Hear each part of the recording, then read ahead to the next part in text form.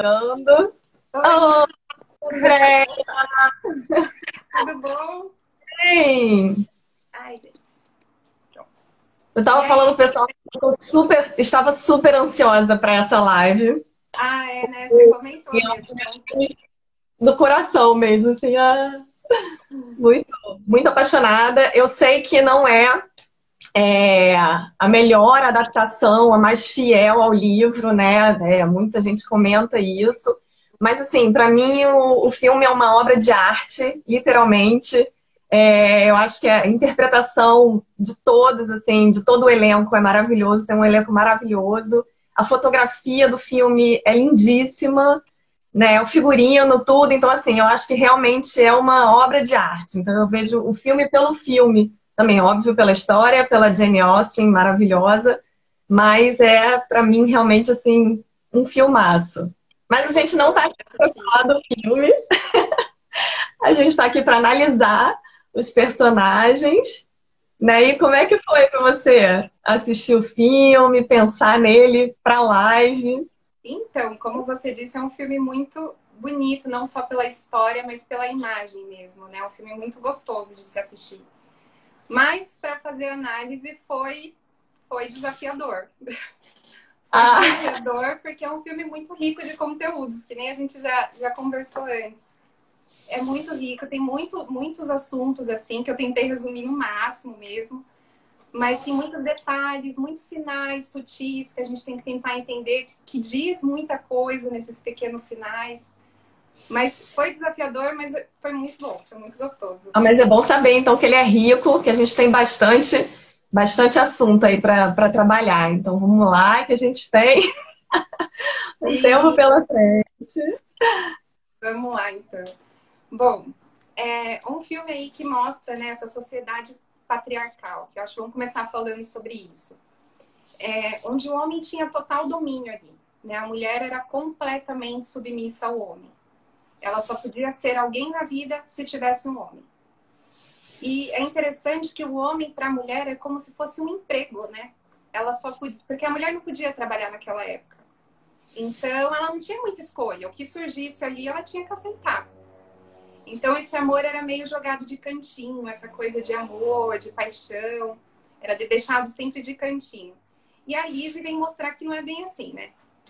Que ela só vai se relacionar por amor e não por dinheiro. Ela que vai desvirtuar aí a história com relação à época, né?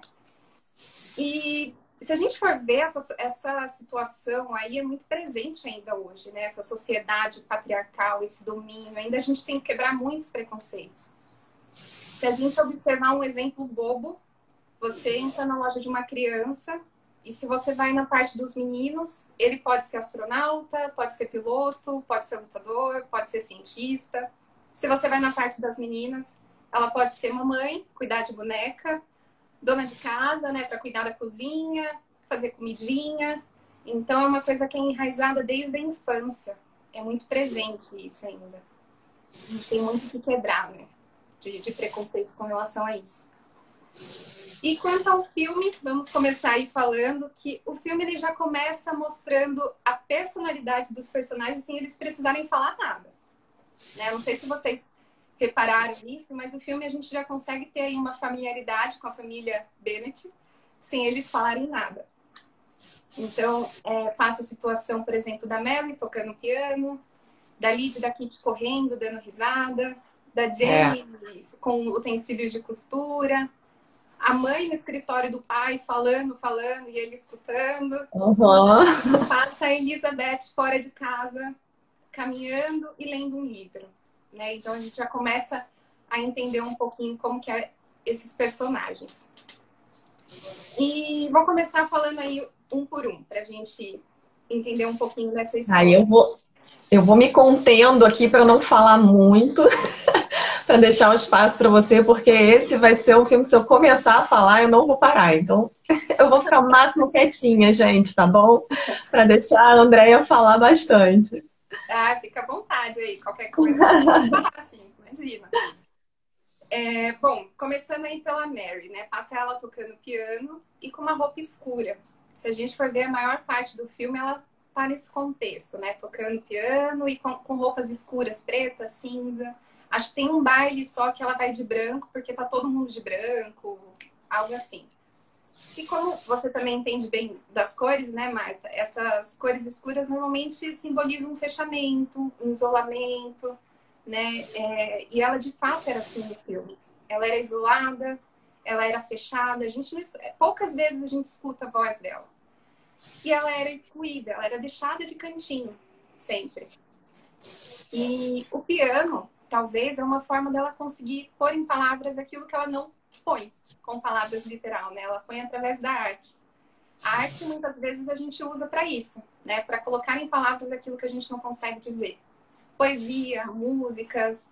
A criança, normalmente, quando ela não a criança ela não sabe falar as emoções, aquilo que ela sente, a criança expressa tudo nos desenhos.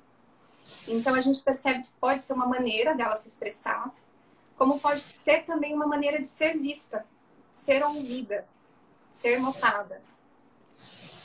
E mesmo assim ela não consegue ser notada, né? Aliás, ela consegue, acho que umas 2 cenas ali a gente percebe que ela consegue através de críticas, né?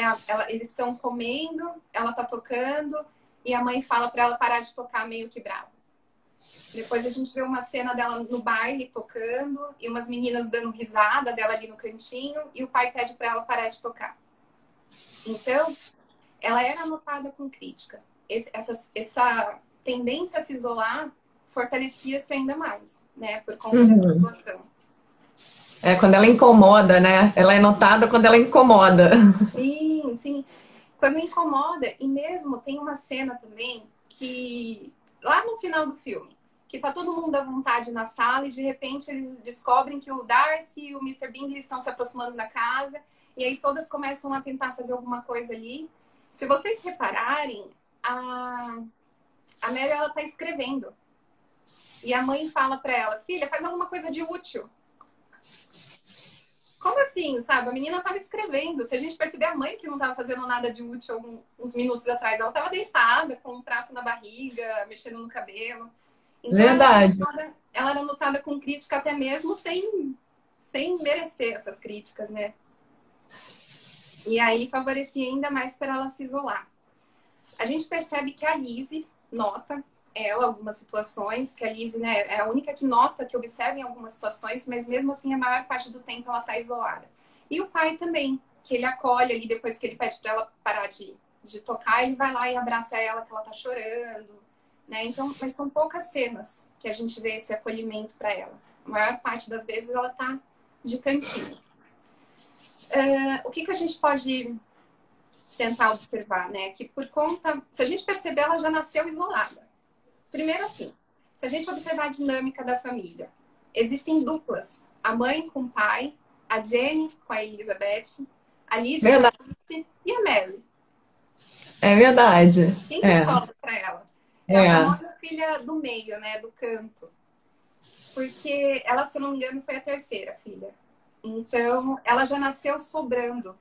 Que eu vou falar mais pra frente, mas se a gente vê a Jenny é mais próxima da mãe. A mãe elogia muito a Jenny e tudo mais. A Liz é mais próxima do pai. Quem sobrou pra Mary? Né? Então, tem uma coisa dessa dinâmica aí, da família. E essa falta de acolhimento, essa crítica aí com relação a ela, pode fazer com que ela seja mais racional, né? Não saiba lidar tanto com as emoções. Tem uma parte que ela tá no escritório lá do Darcy, do Mr. Bingley, que ela comenta que acha que o baile deveria ser conversa ao invés de dançar, para conhecer as pessoas. Isso. E aí a irmã do Bingley fala, seria mais racional, aí não seria um baile. Então a gente percebe que ela é bem mais racional, porque ela, como ela não teve esse suporte, esse acolhimento, ela acaba não sabendo lidar com isso. E tem mais uma situação que eu notei, né? Que acho que não foi à toa que o filme focou nisso, mas vocês percebem que o primo Collins, o primo delas, o Collins, ele vai lá na casa querendo se relacionar com alguém, visto que ele ia ter que ficar com a fortuna ali e tudo mais. Ele escolhe a Jenny não pode porque tá enrolada, aí a mãe oferece a Elizabeth e ele aceita. Mas tem 2 cenas que passam da Mary notando a presença dele. Você percebeu isso? Sim. Tem, ela fica bem olhando assim, é. É Aham, quando tá todo mundo comendo, ele entra, ninguém repara na atenção dele e ela é a única que repara, né? sim.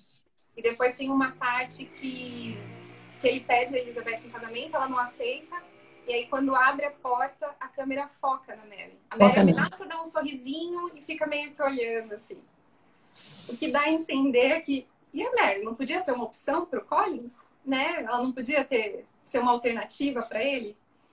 E parece que ela tem algum interesse por conta desses olhares. A gente não pode confirmar. Mas se a gente perceber, ela era muito parecida com o Collins. Né? O Uhum. Collins, ninguém notava a presença dele. Ele estava ali e ninguém notava. Só que diferente da Mary, ele cutucava, ele falava, ele tentava correr atrás. Então, mas talvez pode ser por conta disso, essa identificação, enfim, né? O filme, acho que ele mostra alguma coisa e acho que pode ser nesse sentido. Faz sentido isso? Aí faz e já tem gente aqui comentando. Nossa, vou assistir de novo para observar isso. Mas é sim, gente, Sim. pode observar. Sim. Aliás, o filme todo você tem que sempre observar a cena principal e as cenas de fundo também. Porque sempre está acontecendo alguma coisa no fundo. É, não sei se as pessoas assistiram isso percebendo isso, mas, gente, sempre tem alguma coisa no fundo acontecendo. Uhum. Muitos sinais envolvendo ali o filme, né? Sim. E depois passa a Jenny. A Jenny com os utensílios de costura. O que a gente pode entender? Como irmã mais velha, ela tem aquela faixa de ser cuidadora, de que tem que cuidar das mais novas, de que tem que acolher, de que tem que ser responsável. Né? Tem uma parte do filme que as meninas falam que vão pro baile, elas ficam correndo em volta da Jenny para pedir para fazer laço, para pedir fazer sei lá o quê. E então a gente pode entender que talvez por conta de ser irmã mais velha mesmo, essa coisa de acolher, de ser responsável. Só que como toda irmã mais velha também, é muito comum se escutar a mãe falar: engole o choro, você já é mocinha, você a outra é criança, né? Você tem que cuidar dela porque você é mocinha. A gente pode supor que pode ter sido isso para o comportamento da Jenny ter essa dificuldade de expressar o sofrimento. Né? A Jenny tem essa dificuldade. Ela tem a facilidade de falar que está apaixonada, que está amando, Uhum. mas quando ela está sofrendo, ela não expressa. Né? Ela engole. Então, pode ser por conta dessa estrutura aí familiar mesmo, desse cargo aí de irmã mais velha. Até porque a irmã mais velha tem que ser forte para cuidar das outras. Então, não posso mostrar que eu tô sofrendo, porque senão eu que vou ter que ser cuidada. Entende? Então, acho que pode ser um pouco disso. E, além disso, a mãe coloca ela num pedestal. A filha mais linda, todo mundo gosta dela, todo mundo gostaria de casar com ela. E a gente pode entender que talvez isso possa ter favorecido para o comportamento dela ser o de não preciso conquistar, já tá ganho. Ela não faz esforço para conquistar o Bingley, né? Ele tá ali aos pés dela, ele pega no vestido dela, ele fica olhando ela dança com o outro, ela meio que acho que ela tá confortável no sentido de que já tá ganho, né? Eu não preciso conquistar. E acredito que possa ser por conta dessa relação com a mãe, né? E aí depois passa a Kitty e a Lydie. Elas correndo e dando risada. A gente vê essa coisa da infantilidade. Tudo era motivo para rir. Né? Elas são sonhadoras, elas vivem aí no mundo da fantasia. E uma outra coisa importante que eu percebi é que elas são mimadas, porque elas não têm limites. Elas escutam atrás da porta. Normalmente são elas que puxam as outras, né? Elas são as primeiras. Todos eles, aliás, né? Todos Todos eles. eles. Em Mas dado momento, até o pai. sim. Não existe um limite ali. Mas, se a gente observar, normalmente quem vai primeiro são as duas meninas, né? A Lydie e a Kitty. Tem uma cena que a Elizabeth chama a atenção delas, tem uma outra cena que a Mary chama a atenção da irmã. Então a gente percebe que normalmente são as duas ali que estão puxando, né? Talvez por conta dessa falta de limite. Tem até uma parte que o pai fala que vai deixar ela viajar com os soldados, a Lydie, para que a Lydie possa deixar ele em paz e tudo mais, porque senão ela não vai sossegar. Então, assim, não tinha limite. Elas faziam o que elas tinham vontade de fazer, né? E uma outra coisa importante com relação a isso é porque toda pessoa, toda criança, melhor dizendo, elas são dependentes. né? Se elas têm esse comportamento aí de infantilidade, a gente percebe a existência dessa dependência. O que pode ocorrer, né? Quando você, na vida adulta, ainda carrega essa coisa da dependência, que muitas vezes pode se dar por esse comportamento de mimada, de depender sempre de uma mãe, da mãe mostrar que sempre depende dela, enfim. Na vida adulta, a chance de você se relacionar com alguém que te domine, né, com alguém dominador, um abusador, é muito grande. Porque essas pessoas que têm esse comportamento de dominar, esses abusadores, eles vão se atrair para aqueles que são passivos. E por que eu tô falando isso? Porque tem uma parte que passa a Lid casada com um soldado e ele puxa ela para sentar com tudo, né? Ali naquela situação, mostrando uma agressividade. Então a gente pode tentar entender por esse lado mesmo, né? Dessa situação de dependência e acabar se relacionando com um cara que tem essa coisa de ser um abusador, enfim.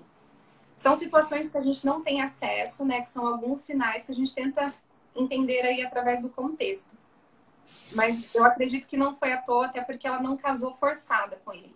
Ela fugiu com ele, né? Eles, enfim, houve algum interesse ali entre eles. Sim, e isso parece até que não é uma coisa que incomoda ela, né? Porque a gente percebe que isso acontece naquela cena, isso provavelmente já vinha acontecendo, né? Então, assim, esse tratamento dele com ela, e ela chega na casa como realmente se estivesse vivendo uma vida de princesa, né? Sim. Como se a vida dela fosse a melhor possível, estou super feliz, né? Então, realmente não é alguma coisa que está incomodando ela não demonstra esse incômodo, muito pelo contrário, né? Ela tá confortável, né? Até porque o sonho dela também era casar, mas ela não se incomoda com esse comportamento dele pra ela, né? Que provavelmente já devia ser expressado ali por trás das câmeras, né? Assim a gente vê. E a senhora Bennet? Passa lá ela falando com o pai no escritório, que é a maior parte do filme passa. Ela querendo casar as filhas, né? Essa preocupação em casar as filhas. E aí fica a pergunta, será que a preocupação era mesmo com as filhas ou consigo mesma? Por quê? A gente entende que deve ser desesperador naquela época mesmo, né? Você teve várias filhas e elas precisarem de um homem. A preocupação da mãe de casar com um homem rico. Mas existem algumas cenas que acho que pode comprovar que podia até ter uma preocupação com as filhas, mas a maior preocupação era em torno de si mesma, né? Como, por exemplo, quando ela fala para Jenny ir a cavalo lá na casa do Bingley, mesmo com chuva. Você vai ficar resfriada. Ninguém morre de resfriado. Ninguém morre de resfriado. É uma mãe que não se preocupa com a saúde das filhas. O importante é alcançar aquilo que é o esperado. Então, será mesmo que a preocupação era com as filhas? Né? Depois tem uma parte da Lid, que a Lid foge e ela tá na cama falando, ai, os meus nervos. Ela devia saber dos meus nervos. Ninguém vai querer casar com uma de vocês com uma irmã sumida. Né, viu? A sua filha sumiu, a sua filha fugiu com o cara. Será que ela tá correndo risco de vida? Né? Ela não tem essa... É uma preocupação mesmo envolvida com o que a sociedade vai pensar, com o que os outros vão ver. Ela é muito disso também, né? De se exibir para os outros. Ela tá no baile falando com um monte de gente que a filha vai casar, que vai ser um casamento lindo, sem nem ter pedido em casamento ainda, né? Depois a gente vê também quando ela descobre que a Lid casou, ela levanta da cama com tudo e fala, eu preciso falar para fulana, para ciclana, que minha filha casou. Então essa preocupação em ser bem vista, né? Que girava em torno de si. Até porque se as filhas casassem com um homem rico, ela também seria bem vista. Sim. Né? E, bom... E a gente percebe que, então, é uma mãe que ela olha muito para as necessidades dela, para as próprias necessidades. O que isso pode ocorrer com a estrutura psíquica das filhas? Veja, se eu tenho uma mãe que está falando que ela só vai me amar se eu corresponder às necessidades dela, na minha vida adulta, eu posso continuar nesse comportamento de acreditar que eu só vou ser amada se eu corresponder às expectativas de todo mundo, menos a minha. Porque nem eu sei o que eu quero. Então a gente vê uma parte da Lid, que ela chega depois de casada e ela fala, ai mãe, eu passei em frente da fulana, tirei minha luva, dei tchau para mostrar minha aliança. né? Essa coisa de se encaixar na sociedade mesmo, de ser bem vista, de ser amada pelo outro, porque foi assim que ela aprendeu na infância. Então, a gente pode perceber que tem essa situação, exceto a Lizzie, novamente. A Mary, a gente não tem tanto acesso ao que ela pensa, ao que ela acha, mas a Lizzie a gente tem, a gente percebe que ela não tá nem aí com ninguém, que também a gente vai entender um pouquinho mais à frente o que pode ter se dado isso. Então, era uma mãe que estava ali, né, governando a casa através dos nervos dela. E aí, né, tipo, através dela. O importante não é a saúde da filha, o importante é a saúde dela. Né? Não, inclusive ela atrapalha, né? Ela não só, né, tem essa questão toda de não se preocupar com as filhas, né? Assim, né? Questão de saúde, essas coisas. Mas ela chega até a atrapalhar mesmo, por conta dessas atitudes dela, né? Sim, ela acaba atrapalhando e, enfim. Ela é muito de se intrometer, né? No assunto que são das filhas. Quando o Mr. Bingley vai lá querer pedir a Jane em casamento, ela tá ali falando com ele e ele fica tão nervoso que sai da casa. O assunto nem era com ela. Mas a euforia dela é tanto, né? Essa coisa de ser vista, de querer conquistar as coisas logo, que ela acaba se intrometendo ali naqueles assuntos. E o Sr. Bennet nem tem muito o que falar, né? Ele é aquele cara passivo, paciente. Ele fala uma parte, eu respeito seus nervos, eles são meus companheiros há 20 anos, eu só preciso de paz, né? Então é aquele cara que tá ali tentando levar uma tranquilidade ali. E com a Elizabeth é a única que ele consegue enfrentar a mulher. Que ele consegue, não, que ele quer enfrentar. Então é a única que ele enfrenta. Já com as outras ele deixa fazer o que tem vontade, né? E vamos falar então da Elizabeth. Passa ela fora da casa lendo um livro. O que a gente pode entender disso? A situação dela estar fora da casa, dos pais, eu acho que pode mostrar essa coisa da busca da independência. Ela caminhando, que também é uma coisa que ela gosta de fazer, que a gente percebe que ela fala que gosta de caminhar, pode ser uma situação de mostrar que ela gosta de alcançar as coisas com suas próprias pernas, né? Dessa independência. Uhum. E ler o livro também é uma forma dela mostrar que ela pode se alimentar por si mesma, através de conhecimentos, que ela não precisa de alguém ali com ela. Né? Então a gente vê muito essa imagem da independência que ela passa aí nessa primeira cena. E como se dá essa relação da família? A gente percebe aí uma proximidade com o pai, um pai que respeita as necessidades, um pai dela, né? Um pai que olha, que valida as necessidades dela. E a gente percebe um distanciamento dessa mãe. Tanto que ela chega até a enfrentar a mãe. É a única das filhas que tem coragem de enfrentar. Por quê, né? Acho que até por ter essa proximidade com o pai, ela se sente segura para enfrentar o outro lado. Ela tem um suporte aqui. Então ela não precisa ter medo. E se eu tenho essa facilidade, né? Se eu tenho essa disposição de enfrentar uma autoridade na minha casa, no caso uma mulher, a gente percebe que ela também enfrenta a Lady, que é considerada uma super autoridade. Sim. Então, por quê? Porque se dá nessa relação mesmo em casa, ela não tem medo. Ela tem essa segurança, porque ela teve sempre uma base ali. E aí, o que a gente pode entender disso? Né? Imagina que a senhora Bennet, como uma mulher dominadora, quando ficou grávida, uma mulher quando fica grávida, ela fica mais potente, porque ela tem algo a mais ali. Então, imagina a senhora Bennet grávida da primeira filha. Né? Provavelmente, quando a Janet nasceu, a senhora Bennet ficou em torno dela, não deu tanto espaço para esse pai.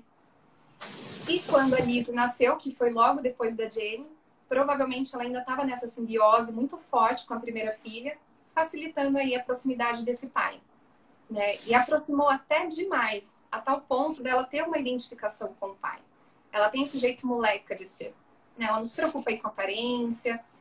Então, por conta aí dessa identificação com o pai mesmo. E com a mãe, a gente percebe que tem uma identificação também com a mãe. No sentido, veja que numa sociedade patriarcal, onde o homem dominava, na casa do Sr. Bennet, quem comandava não era o homem, era a mulher. Verdade. Era a senhora Bennet. Era a senhora Bennet e era a Elizabeth. Ela também tinha um domínio ali. A diferença entre as duas é que a senhora Bennet dominava através das chantagens e a Elizabeth dominava através de quem ela era, do amor que o pai tinha por ela, do respeito que ele tinha por ela. E aí a gente já começa a entender o porquê que a Elizabeth vai buscar um homem que a ame, que a respeite. A primeira figura masculina que ela teve, que ela se envolveu, foi dessa maneira, né? Então ela vai em busca de alguém que representa isso, né? Que dá esse amor, que dá esse respeito. E aí a gente percebe como é importante a função materna e paterna, né? Na nossa infância. Tem o psicanalista Bion que ele fala que a unidade biológica da vida é o casal. Então, assim, para você ter um equilíbrio emocional é imprescindível aí a função materna e paterna entrelaçada. E o que a gente percebe da Lizzie é que, apesar de tudo isso, ela tem dificuldade de lidar com as emoções. Ela tenta esconder algumas coisas, alguns sentimentos. E isso pode ser por conta desse distanciamento da mãe, né? Visto que a mãe é aquela que acolhe com o mundo interno, que dá esse acolhimento mais emocional.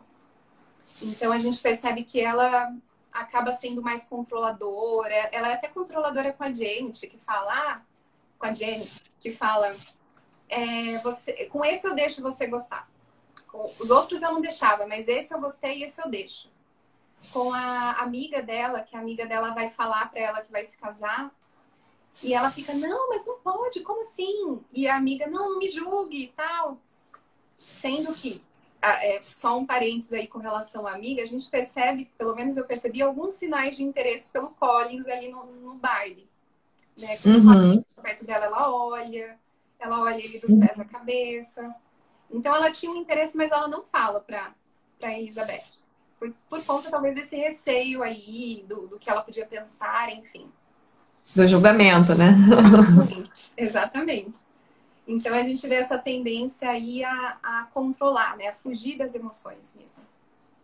E uma parte interessante com relação à independência da Lizzie, tem uma parte que a Mary comenta. O que são os homens comparado às rochas e às montanhas? E aí, depois disso, passa ela aí numa viagem com os tios e ela em cima da montanha, né, com os braços abertos, tomando um vento ali. O que a gente pode entender? Que naquele tempo a mulher só conseguia subir na vida, ser vista através do homem. E aí a Elizabeth, ela mostrou que era possível subir, ser vista sem homem algum, né? Que era possível subir com as próprias pernas. Essa cena é linda, inclusive. É linda, né? Eu acho que pode ter representado isso aí, com relação à independência mesmo, né? E tá fazendo sentido? Como é que tá? Sim, tá. Eu tô lendo os comentários do pessoal aqui, assim, tá. Galera concordando aí. Passou um comentário aqui também da cena, né, do pai dela, com a questão do Sr. Collins também, que realmente que também é outra cena muito legal no filme, né? Quando ela recusa casar com ele. Sim. E ele fala, sua mãe nunca mais vai te ver, nunca mais vai falar com você se você casar. Se você casar, eu que não vou mais te ver. Né? Essa relação deles era... Ele tinha esse respeito com ela. E ele era tão ligado a ela que quando ela quis se casar, ele sim, foi a única filha que ele sentiu ali, né? Que ele sentiu essa perda por conta dessa ligação entre eles. E como que se deu esse relacionamento? Vamos começar falando aí que é o foco maior, que é Elizabeth e o Darcy, né? Vamos começar falando do relacionamento deles. O primeiro contato. Teve ali a troca de olhares e tudo mais. Mas o primeiro contato, de fato, após eles serem apresentados ali, é ela meio que chamando ele para dançar. E ele não só recusa, como ele também não dança com ninguém na festa. Né? O que a gente entende disso? Quanto os dois eram parecidos no sentido de fugir do padrão que a sociedade estabelecia como correto. Né? Ela chamando ele para dançar e ele ali não dançando com ninguém, que era uma coisa absurda naquele tempo. E eles parecia muitas vezes que eles até faziam questão de não se encaixar. Tem uma cena no escritório que do Darcy, do Bingley lá, que a Elizabeth está lendo um livro E a irmã do Bingley tá andando, se exibindo, elogiando Darcy, fazendo isso, aquilo. E a gente acha que talvez pode entender com isso que enquanto a Elizabeth estava ali tentando crescer por si só, né, através do livro, a outra estava tentando crescer através do Darcy ali, de um homem. E aí, no momento que o Darcy comenta que uma das qualidades de uma mulher é ler livro, a Elizabeth fecha o livro na hora. Né? Acho que é para mostrar que, viu, eu não tô lendo aqui por causa de você, não. Eu não quero te conquistar. Não quero me encaixar em nenhum padrão. Né? Que eles estavam conversando o que a mulher tem que fazer e ela discutindo que não era bem assim. E acho que foi tipo uma coisa assim, viu? Não, não é por você, é por mim que eu tô lendo esse livro. Então, acho que eles faziam questão mesmo de não se encaixar. E a gente vê o quanto os dois eram racionais. Né? Racionais no sentido de que eles tinham dificuldade de lidar com as emoções. O Darcy, ele parecia ser durão, mas ele estava escondendo uma fragilidade dele ali. Né? Ele tinha uma timidez, ele tinha dificuldade de puxar assunto. Na parte que ele tenta se declarar para ela, quando ela está na casa da amiga, ele chega e abre a porta e fica travado ali, não consegue falar nada. A única coisa que ele consegue falar é casa encantadora, né? Igual a gente vai conversar com alguém, tá sem assunto e fala, nossa, tá frio, né? Ele fica ali todo sem jeito. E com relação a Lizzie, apesar dela ser mais solta, ela escondia alguns sentimentos. A gente vê isso logo no início, quando o Darcy fala dela, né? Que ela é tolerável, que ela não é bonita o suficiente para ele. Ela fica triste no primeiro momento, mas depois ela tá dando risada, falando que não tá nem aí. Então ela também tinha essa tendência a esconder. Escondia dela mesma. Dela mesma. E o que acontece? Esses sentimentos, eles nos deixam vulneráveis. Vulnerável. Né? A gente fica vulnerável quando a gente sente algo por alguém. E para eles era algo insuportável. A gente já consegue entender o lado da Liz e do Darcy, não, porque não tem essa proximidade com a família do Darcy. Mas com a Liz a gente entende que ficar vulnerável à mãe foi muito dolorido. Foi muito difícil, porque era uma mãe que não dava atenção. Então ela acaba enrijecendo esse lado dela. Entende? Ser mais emocional para não ter que ficar vulnerável a alguma outra pessoa, porque ela corre riscos, né? Como ela correu lá na infância, como foi lá na infância. Então acaba sendo uma fuga. Ser muito racional é uma forma de fugir das emoções. E veja, se eu me situo aí no plano racional, se eu fico aí envolvida com pensamentos, eu estou sujeita a julgar mais. Né? Porque eu estou deixando meu sentimento de lado. Uma coisa é você pensar, outra é você sentir e intuir. Né? Quantas vezes a gente já não conheceu alguém, a pessoa tá ali demonstrando ser super gente boa e você sente algo que não tá legal naquela pessoa. Né? O pensamento e o sentimento, eles normalmente caminham juntos. E com eles, não. Eles eram muito mais racionais. E a gente começa a entender essa tendência a julgar mais. Né? E também eu acho que vem muito dessa questão da imposição mesmo da classe social dele, da família. Também. O pai, a tia. Então, essa questão do status mesmo, né? Que coloca ele nessa posição. E eu acho que ele um pouco vai de encontro a isso, mas ele não pode... Não, né? É difícil para ele lutar contra alguma coisa que ele cresceu sendo instruído, né? Sim. E até um assunto que eu vou falar mais à frente com relação, talvez, essa crítica com ele sobre ela, pode ser, mesmo ele gostando, a gente percebe que ele olha ali, que ela chama a atenção dele, mas ele critica depois. Pode ser uma forma de, não, eu não posso me envolver com ela, então eu preciso encontrar algum defeito nela. Né? E aí ele fala, não, ela nem é tão bonita assim, mas não foi o que o olhar dele disse. Mas enfim, então vamos falar mais à frente sobre isso. E aí a gente percebe aí que apesar deles não falarem, a gente vê alguns sinais. Primeiro, a troca de olhares, né? Depois essa coisa do Darcy falar dela e ela ficar mal com aquela situação e ela fazer questão de falar para ele que ouviu. Depois a situação que ele não tira o olho dela enquanto ela dança, né? Que a gente percebe, apesar dele não aceitar dançar com ela, ele tá ali olhando. A gente percebe também que quando ela chega na casa dele, ele fica ali sem reação, sem saber o que fazer, levanta ou senta, fica ali meio que... Então a gente percebe alguns sinais ali e de interesse. Tem um outro sinal muito interessante, que é quando ela aceita dançar com ele, e depois ela fala, meu Deus, o que que eu fiz? Eu jurei odiar esse homem e eu aceitei dançar com ele. O que que a gente entende disso? Naquele momento, ela agiu sem pensar. Ela não pensou. Se ela não pensou, quem que agiu naquele momento? O sentimento dela.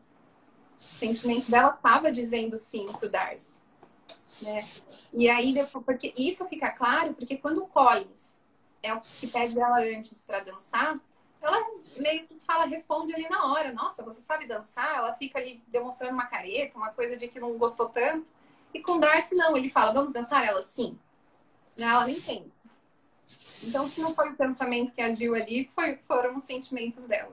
Então, a gente já consegue ter um sinal com relação a isso. E uma Não, outra... e o do Darcy também, né? Ele chama ela para dançar justamente porque ele prestou atenção, né, no que ela colocou em relação à dança, né? Quando eles estão falando da questão da poesia, né? E ela diz que não, que a dança seria a melhor demonstração de afeto, né? Alguma coisa assim que ela fala, e ele, logo em seguida, ele, né? Assim que ele tem a oportunidade, ele chama ela para dançar. Então ele guardou aquilo que ela falou lá atrás, né? Para depois convidar ela para dançar. Realmente, eu não tinha prestado atenção É. nessa situação. É um outro grande sinal de interesse, né? Porque se ele era tímido e ele superou a timidez ali chamando ela para dançar, é porque tinha um interesse. Ele queria mostrar para ela, assim.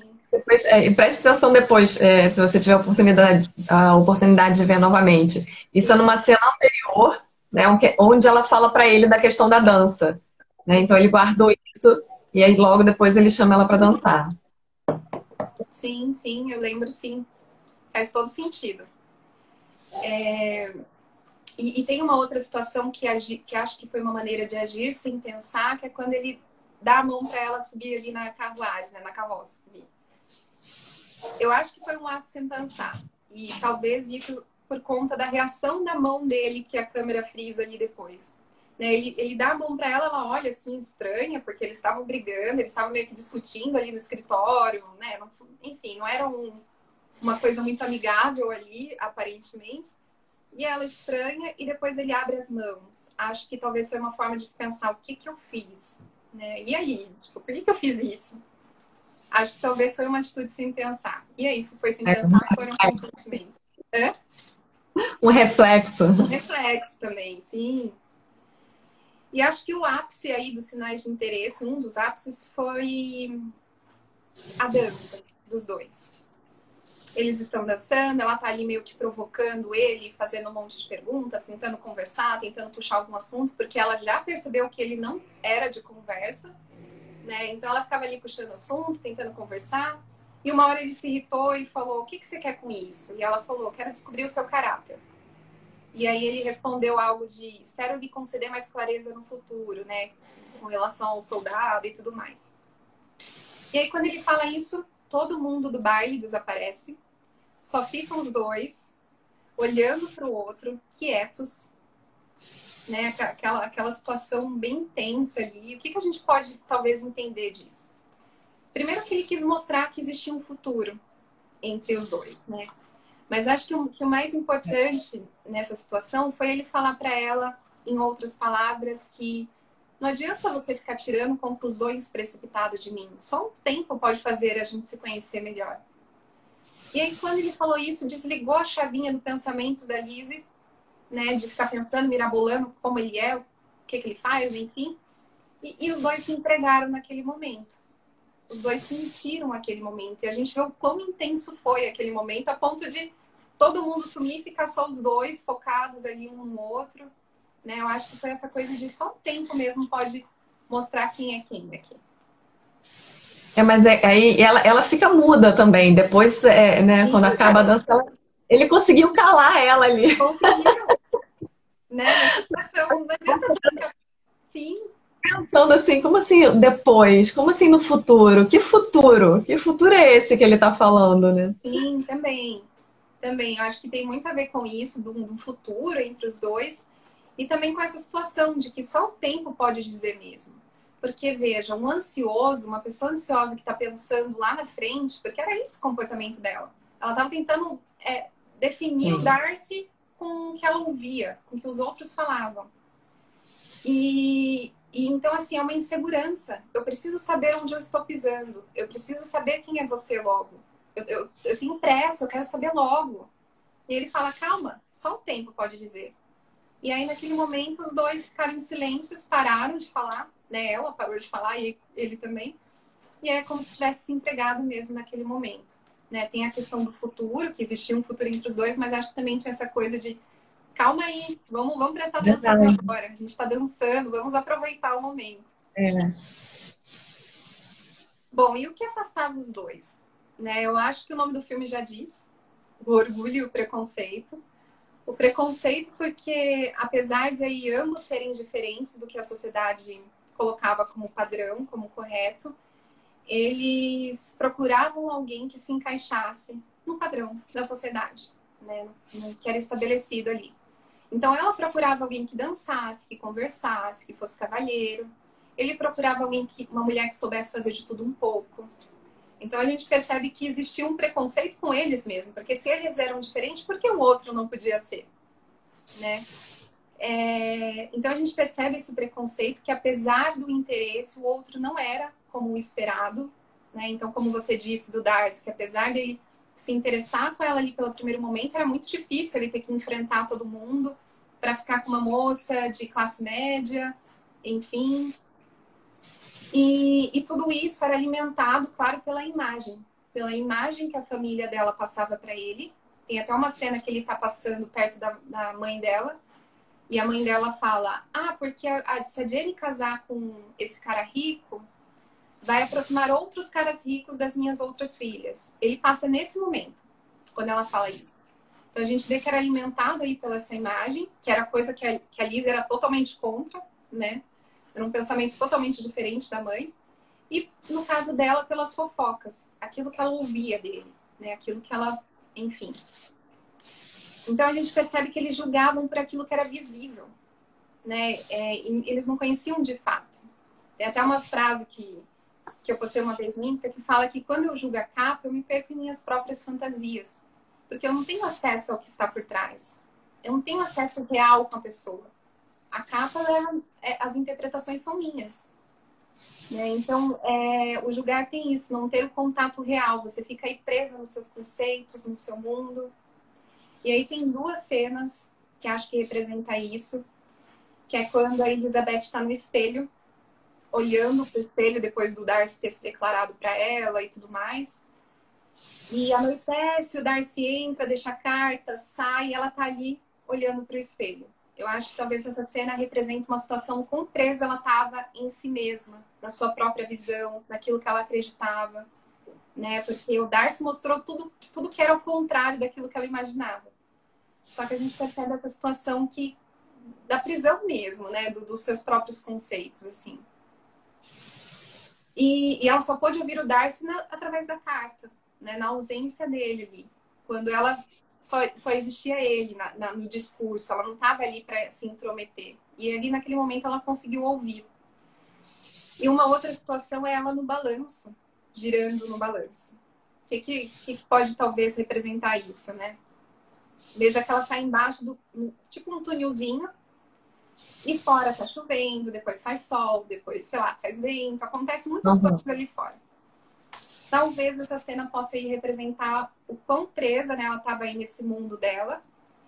E se a gente tentar levar para uma simbologia que a chuva representa o desprazer, né, as sensações desprazerosas, e o sol representa o prazer, a gente percebe que ela não sentia a chuva, mas ela também não sentia o sol. Ela estava ali coberta, né? Então, o que a gente tem que entender é que não tem como você selecionar o que você quer ou não quer sentir. O sentir é único. Então, se eu evito sentir o desprazer, automaticamente eu não sinto os prazeres. Né? E a gente percebe que esse lugar é um lugar de muita solidão.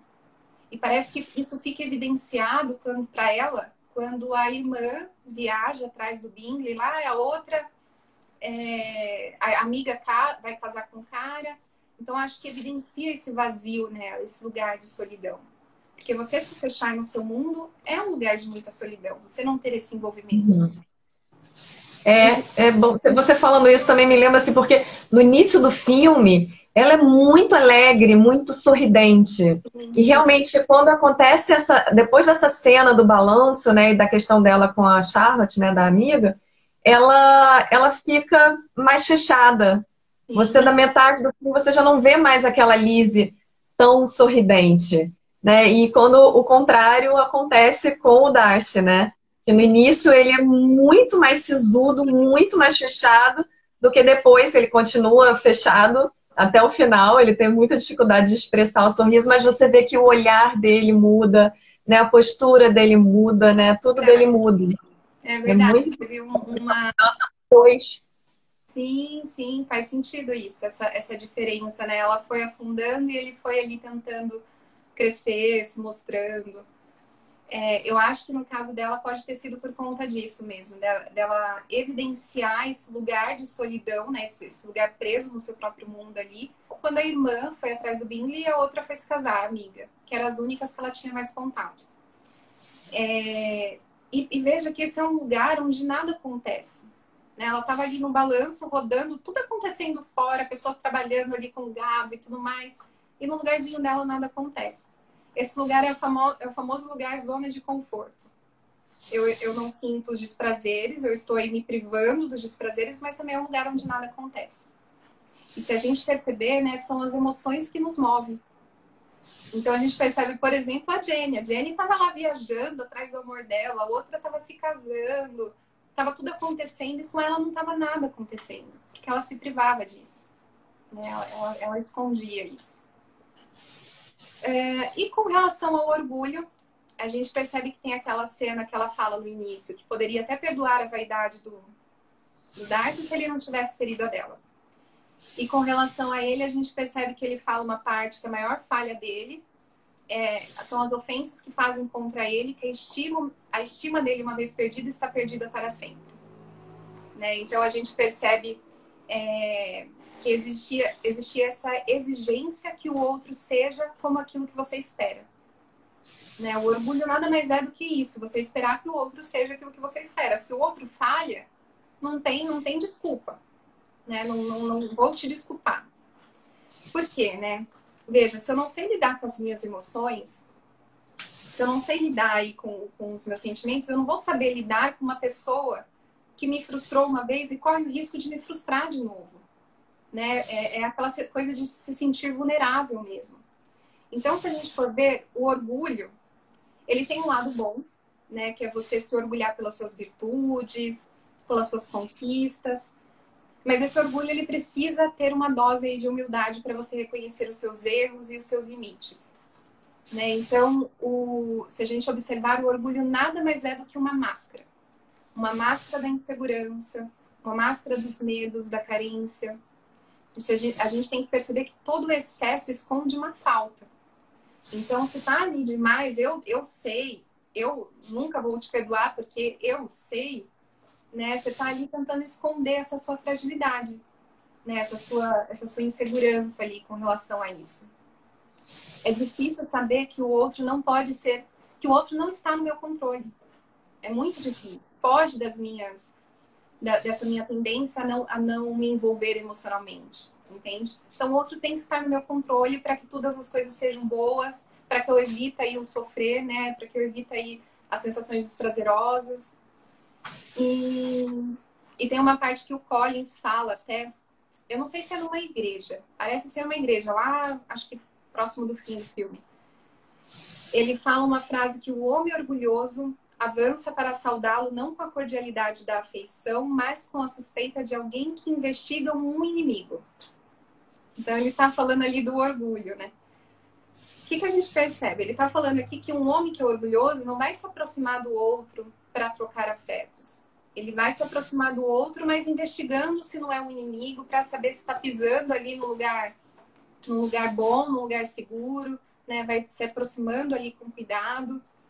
Então, acho que era mais ou menos isso, essa relação deles. E quando ele se declara para ela, é como se jogasse um balde de água fria nela, em todos nós, porque eu fiquei espantada, não sei vocês, Mas essa declaração dele ali foi tão profunda, foi algo assim tão sentimental, né? Não jogaram um balde de água fria, mas foi uma baita de uma chuva que deu ali naquele momento. E então veja, se o outro não é aquilo que eu pensava, aquilo que eu imaginava que era, eu tenho que lidar com uma sensação de culpa, de ter atacado, de ter falado coisas, né, sobre ele que não era verdade. Então, Agora, em relação ao orgulho também antes, né, na mesma cena que ele fala, né, do defeito dele, da questão da ofensa, ela fala para ele, você é muito orgulhoso, né? E ele não desfaz isso, né? E ela pergunta para ele, você acha que o orgulho é um defeito ou uma qualidade? E aí ele responde, eu não saberia dizer. Né? Então também coloca eles nesse posicionamento em relação ao orgulho, assim.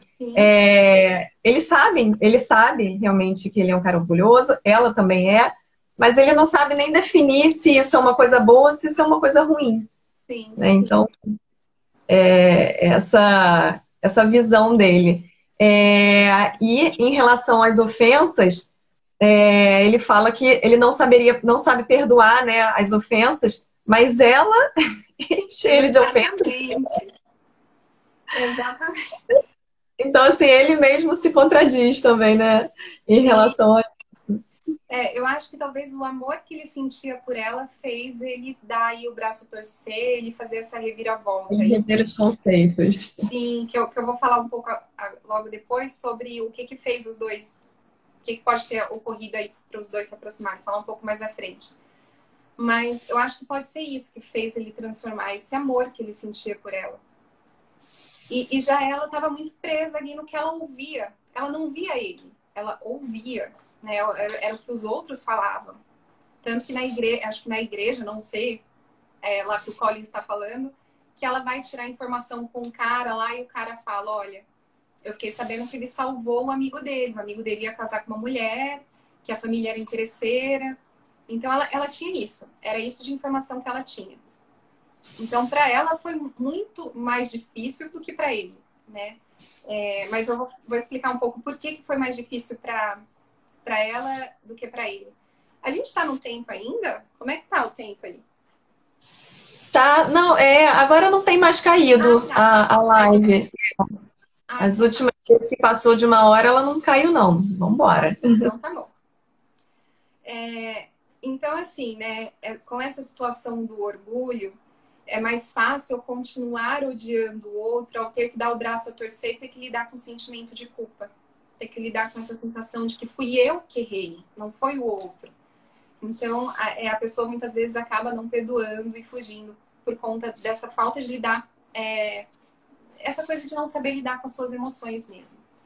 E a gente percebe que, vocês até postaram na página aí, na Cinematologia, uma frase que ela conta pra ele. Sua arrogância, desdém pelo sentimento dos outros, me faz perceber que você é o último homem com quem eu queria me casar. Só que naquele momento, quem estava esnobando os sentimentos não era ele, era ela. Era ela que estava esnobando tudo aquilo que ele estava falando. Então a gente avalia isso como um mecanismo de projeção. Quando eu projeto algo que é meu no outro, né? Tudo bem que no início ele podia ter dado essa interpretação, mas naquele momento ele estava aberto para ela. E ela continuou ali falando, não, mas o seu jeito e tudo mais, mas quando na verdade era ela que estava esnobando os sentimentos dele ali naquele momento. Então ela estava vendo algo de ruim nele.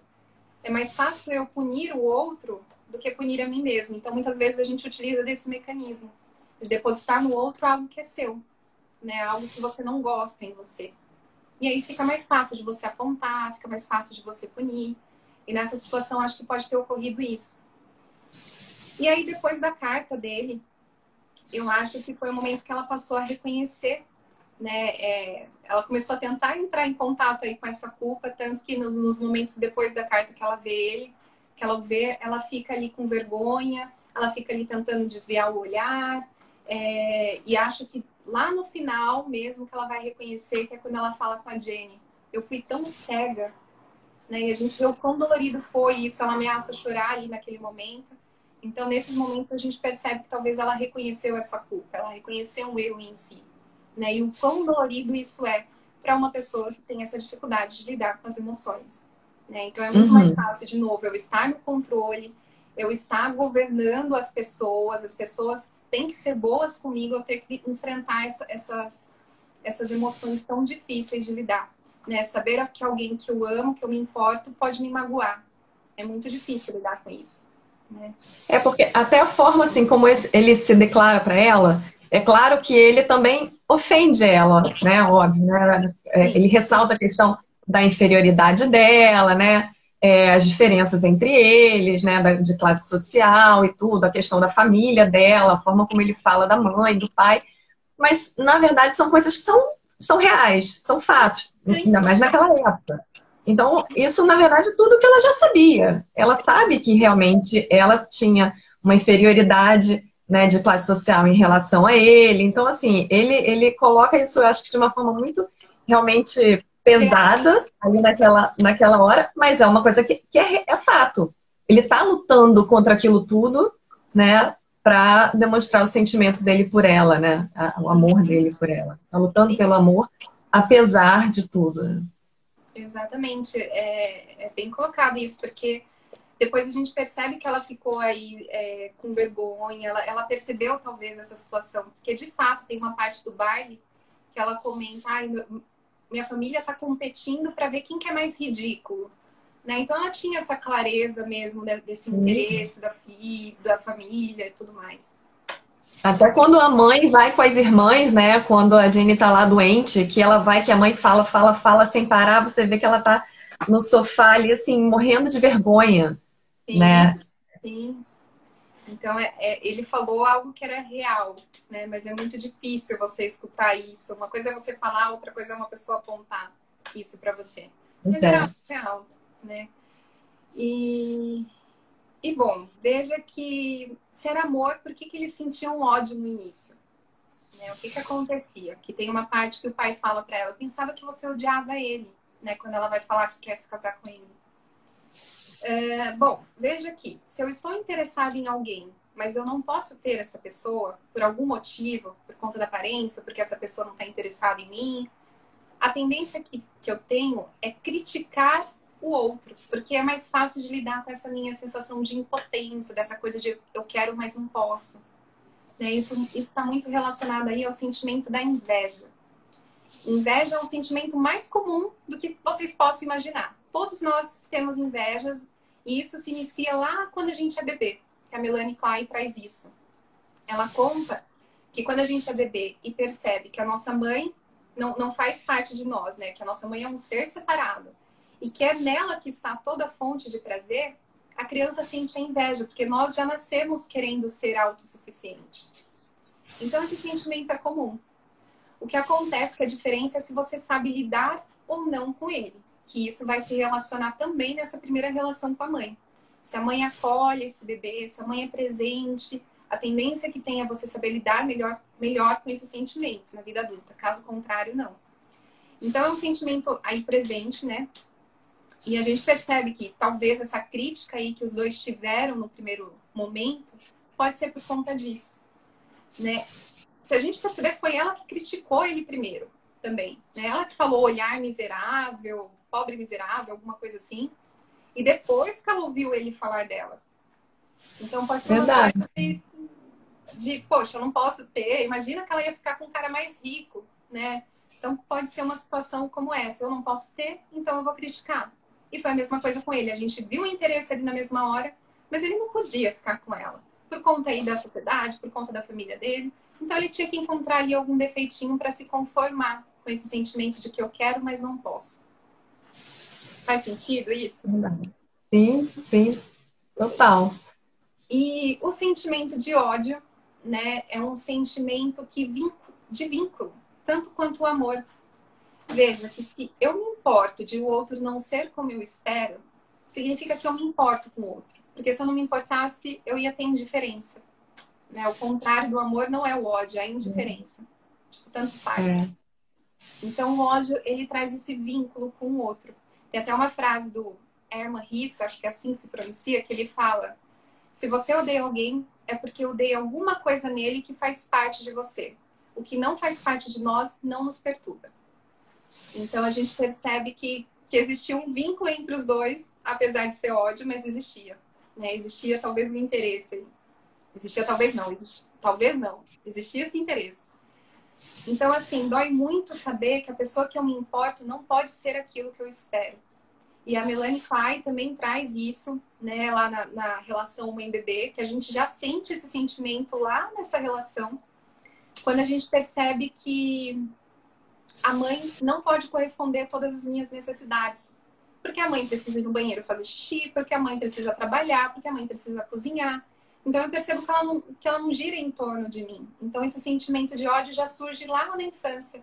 Um sentimento de ambivalência, que a gente fala, amor e ódio. Né? Eu não vou me aprofundar, mas é uma situação de esquizoparanoide que a gente vai levando aí para a vida adulta. Mas não vou me aprofundar nesse assunto. Mas só para mostrar que esses sentimentos eles fazem parte aí um do outro.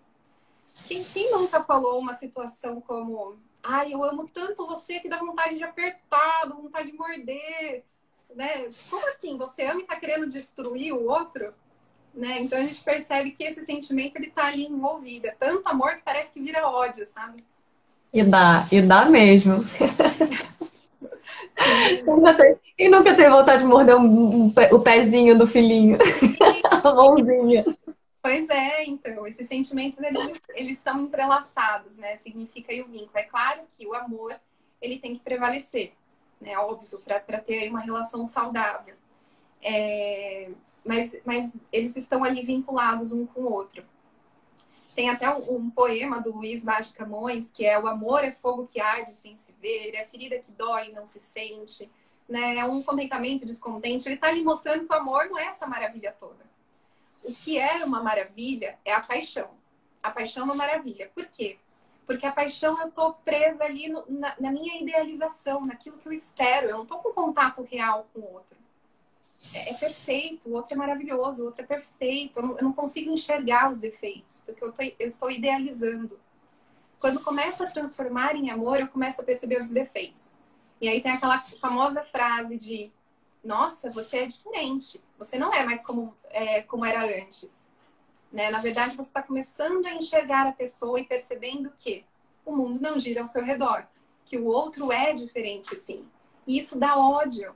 Dá ódio perceber que o outro não é como você espera. Tem pessoas que também falam: nossa, o marido chega em casa tarde. Ah, eu vou te matar porque você chegou agora.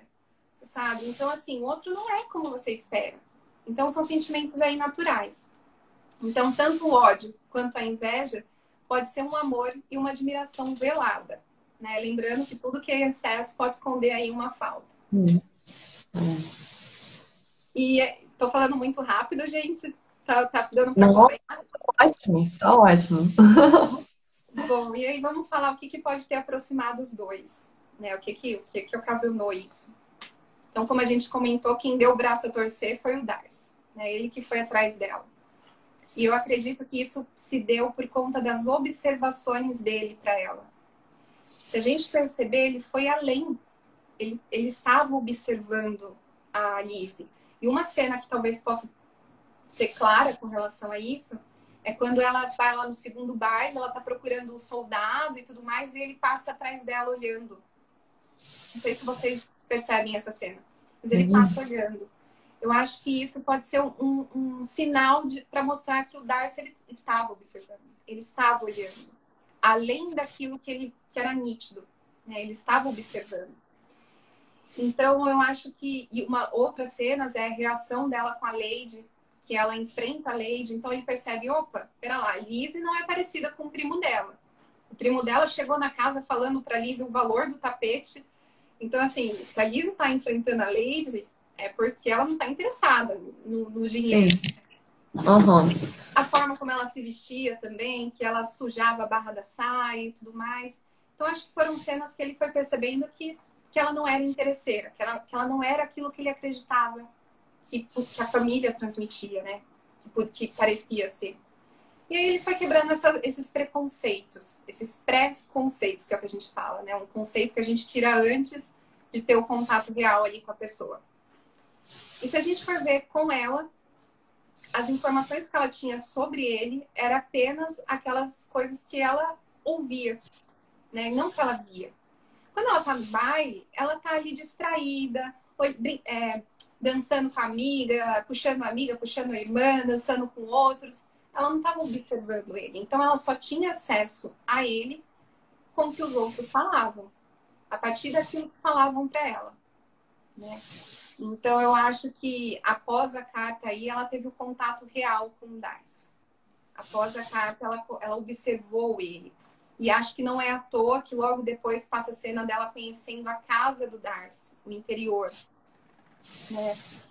Eu acho que isso pode representar que quando ela olha aquela casa imensa, mas por dentro é toda aquela fragilidade mesmo, né? Aquela coisa de estátua, quadros, aquela delicadeza. E era assim como o Darcy era. Quando ele se declarou para ela, a gente pôde observar isso. Como ele era sensível. E aí ela estava totalmente encantada, olhando para a casa dele, com um foco total na casa dele, a tal ponto de se perder dos tios, né? E acho que o primeiro momento que ela olha para o Darcy real é quando ela olha para a estátua, apesar de ser uma estátua. Mas vocês percebem que nesse momento ela tá ali com o olhar desapaixonado, com a boca aberta, assim, tipo, tão encantada que nem viu os tios saírem ali. Então, acho que esse foi o primeiro contato real, apesar de ser uma estátua. Mas ali ela não estava olhando o que ela acreditava dele. Ela estava olhando o que ele era. Ela estava conhecendo ali o interior da casa dele. Ela estava conhecendo o interior aí do Darcy. Depois ela vê a cena dele abraçando a irmã, nessa coisa carinhosa, né? Então, eu acho que essas atitudes e também o que fez ela se aproximar do Darcy, além da carta e dela enxergar ele, eu acho que foram as atitudes dele para ela.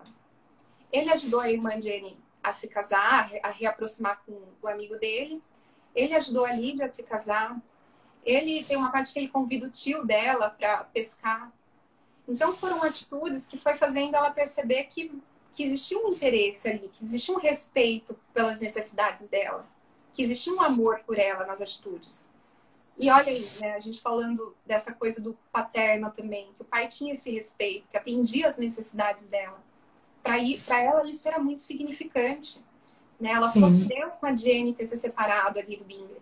Ela sofreu com a irmã estar desaparecida lá com o soldado. Então essas atitudes foi talvez fazendo com que ela fosse percebendo, ela fosse se entregando a esse amor para ele, né? A esse envolvimento com ele. Porque ela ele fala isso pra ela, né? Sim. Depois, né? Que ele fez isso por ela, né? Quando ela fala minha família deve ser, né? Nem precisava falar, tava claro, tava nítido. Mas ele fala. Então ela se sentiu amada, né? Ela se sentiu respeitada ali através dessas atitudes dele. E qual é a mensagem que o filme passa, né? Pra gente tentar concluir aí. Eu acho que além, claro, de mostrar essa importância da mulher ser respeitada, que a Lizzie mostra, né? Através aí dos comportamentos dela, eu acho que passa que as atitudes valem mais que 1000 palavras. O filme começa assim, mostrando que não é preciso falar nada, que você pode reconhecer o outro através daquilo que ele faz, né? Então, eu acho que o filme revela isso porque as palavras, elas podem enganar. As palavras, elas fazem parte dessa capa. E isso fica claro, por exemplo, com a situação do Collins, que ele fala e a gente percebe, né? A gente pode até perceber essa falsidade através das palavras, como o caso do Collins. Ou a gente não percebe, como o caso do soldado lá, do Wickham, né? Que ele fala e todo mundo acredita nele. Ou as palavras, elas podem distorcer, como o caso do Darcy e da Lizzie, onde eles falam que não gostam, mas as atitudes falam que sim. Do Collins isso fica muito claro e ela ainda brinca com ele, né? Fala esses elogios são ensaiados. Sim, tava muito claro que ele tava ali falando igual um robô, né? Tava tudo ensaiadinho. Então, assim, a gente percebe que, de fato, é um filme que tem a tendência, é um filme que mostra essa tendência que a gente tem a julgar pela capa, né? Fechando aí no nosso próprio mundo, nos nossos conceitos. É um filme que mostra que as palavras, elas podem enganar, sim, né? Que as palavras, elas podem enganar, mas as atitudes não podem, né? As atitudes revelam. Portanto, eu acho que é o que você faz que faz a pessoa ter acesso a quem você é, e não o que você diz. Então, acho que o filme mostrou isso, principalmente aí por conta do Darcy observar as atitudes da Elizabeth, não dar ouvido para as ofensas que ela fazia com ele, para as coisas que ela falava dele, né? Mas as atitudes dela diziam o contrário daquilo que parecia ser, né? Porque ela demonstrava uma agressividade ali para ele, de certa forma. Quando ela falava, você fez isso com um soldado, você fez isso com aquilo, tal, não sei o quê. Então ela contava ali para ele. Mas as atitudes dela mostrou que não, que ela não era essa pessoa, né? Pelo contrário. Então as atitudes de fato revelam quem você é. Tem uma parte que ele fala do soldado Wickham, né? Que ele comenta, ele é gracioso, ele faz amizade fácil, mas ele não tem a capacidade de manter. Né? A capacidade de manter não é certeira, algo assim. Então, isso mostra que você pode enganar o outro ali no primeiro momento, mas com o tempo as atitudes vão revelar quem essa pessoa é. Né? Tanto que na terapia, só um adendo, a gente trabalha com as palavras, mas na verdade a gente não está olhando para o que o paciente está dizendo em si. A gente está olhando para as entrelinhas, a gente está olhando para os atos falhos que o paciente comete ali. A gente está olhando sempre por trás dessa situação. Tanto que é até importante a gente fazer, quando é online, fazer a chamada por vídeo, para olhar a pessoa. Muitas vezes a pessoa está falando de um sofrimento e está rindo. Então, calma, vamos tentar entender. Tem alguma coisa aí que a gente precisa observar. Então, de fato, as palavras elas podem enganar, mas as atitudes elas revelam. O jeito. Tanto que quando a Lizzie vai comentar com o pai dela que ama o Darcy, que quer casar com ele não acredita. Ele só vai acreditar no momento que ela começa a se emocionar, no momento que ela começa a mostrar ali através das atitudes mesmo. E aí ele se emociona junto. Então, a própria irmã dela, a Jane, que era tão próxima dela, né, que elas eram tão amigas, não percebe nada. E no final ela com a mãe, né, a mãe fala, eu não vi nada disso acontecer. Ela fala, eu também não. Sim, né? Porque era uma coisa entre os dois. Fora que eles não revelavam, eles tentavam camuflar mesmo todo esse sentimento. Mas entre os dois a gente conseguia pescar esses sinais de interesses aí. Então, acho que, por isso que eu falo, as atitudes, elas revelam. Não adianta você tentar esconder, as atitudes acabam dizendo muito. E também, depois das atitudes do Darcy, foi um momento que ele nem precisava falar mais nada. Já dava para perceber que ele tinha feito por ela, que foi o que ele disse, né? Então, foi uma forma também dele se aproximar dela, né? Dele mostrar esse amor, enfim. E eu acho que é isso. Eu acho que as palavras são importantes, sim, mas de nada adianta se você não agir. Eu acho que vai mais ou menos por aí, com relação à mensagem uma das várias mensagens que o filme passa. Ai, demais! Muito bom, Andréia, muito bom. O pessoal aí gostando aí também, concordando. Ai, que ótimo. Olha, agora a gente tem uma missão de escolher a próxima live, o próximo filme, porque depois dessa, de Orgulho e Preconceito, ai, gente, muita gente aqui perguntando se vai ficar salva, a live vai ficar salva na IGTV.